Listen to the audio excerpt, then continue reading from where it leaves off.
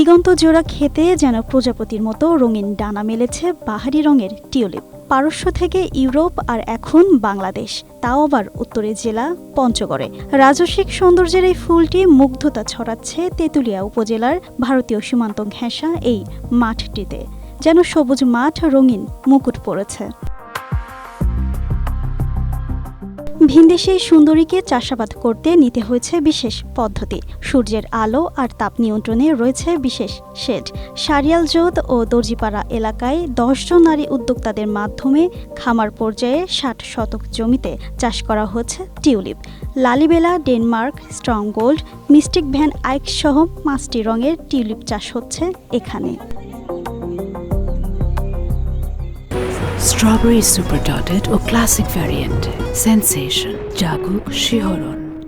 মনোমুগ্ধকর এই ফুল দেখতে ভিড় করেছেন দর্শনার্থীরা। আসছেন বিভিন্ন জেলা থেকেও, আর এর জন্য গুনতে হচ্ছে জনপ্রতি ৫০ টাকা।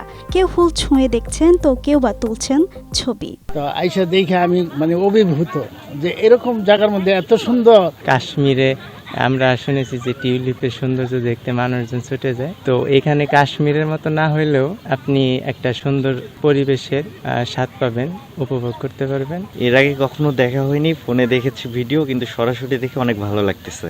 এখানে অনেক প্রজাতির টিউলিপ ফুল আছে। আর বর্তমান ফুলের যা সৌন্দর্য, চারদিকের আর যা ভিউ, মানুষ প্রতিদিন আসে এখানে ফুল দেখতে। শুধু সৌন্দর্যই নয়, টিউলিপ চাষে আর্থিকভাবে লাভবান হচ্ছেন নারীরা। গেল ৫ বছর ধরেই চলছে তাদের এই কর্মযজ্ঞ। ৩ মাসে টিউলিপ আবাদ করলে মনে করেন যে আমাদের 3 মাসে প্রায় বছরে ইনকাম চলে আসে, লাভ হয়। এখন প্রচুর দর্শনার্থী আসতেছে, দেখতেছে, তারাও আনন্দিত। আমরা যে আবাদ করছি টিউলিপ, আমরাও খুব আনন্দিত। বেসরকারি উন্নয়ন সংস্থা eco social development organisation ESDO এই উদ্যোগ নেয়।